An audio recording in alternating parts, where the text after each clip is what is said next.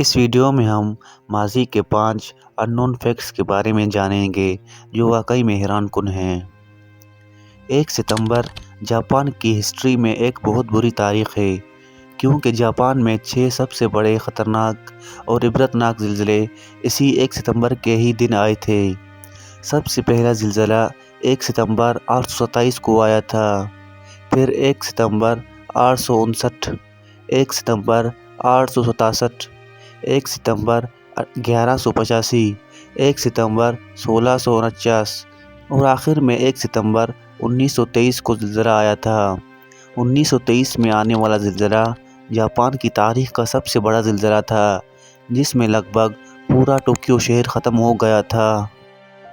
4 جون 1923 کو فرینک ہیس نامی ایک شخص نے ایک ہارس ریس میں حصہ لیا اور بدقسمتی سے ہارٹ اٹیک کی وجہ سے ریس کے درمیان میں ہی اس کی موت ہو گئی، لیکن وہ گھوڑے سے نہیں گرا اور ایسے ہی لیٹے ہوئے اس نے فنشنگ لائن پار کر دی۔ اس سے پہلے فرینک نے ایک ریس بھی نہیں جیتی تھی اور لوگوں نے بھی اس سے امید لگانی چھوڑ دی، لیکن اس ریس میں وہ مر جانے کے باوجود پہلے نمبر پر آتا ہے۔ 2 ستمبر 1666 کو لندن میں ایک بھیانک آگ لگی تھی جسے گریٹ فائر آف لندن کے نام سے جانا جاتا ہے، جس میں ہزاروں لوگ بے گھر ہوئے تھے۔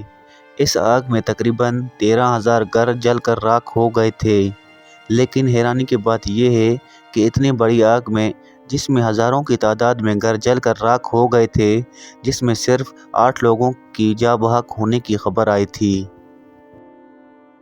اسپین میں گیبریل گرانڈوز نام کا ایک پوسٹ مین تھا۔ اس شخص کو 3,84,912 دنوں کی قید سنائی گئی تھی، جو آج تک سنائی گئی سب سے لمبی سزاؤں میں سے ہے۔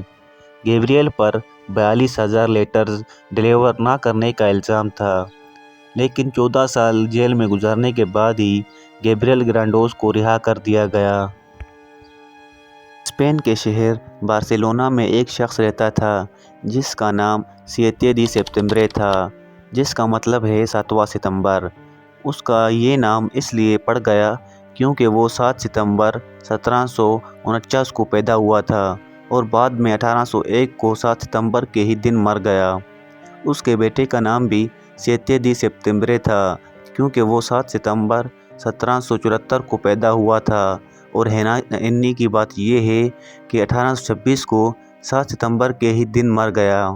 اس کے پوتے کا نام بھی 7 دی سپتمبرے تھا کیونکہ وہ 7 ستمبر 1814 کو پیدا ہوا اور 1862 کو 7 ستمبر کے ہی دن مر گیا۔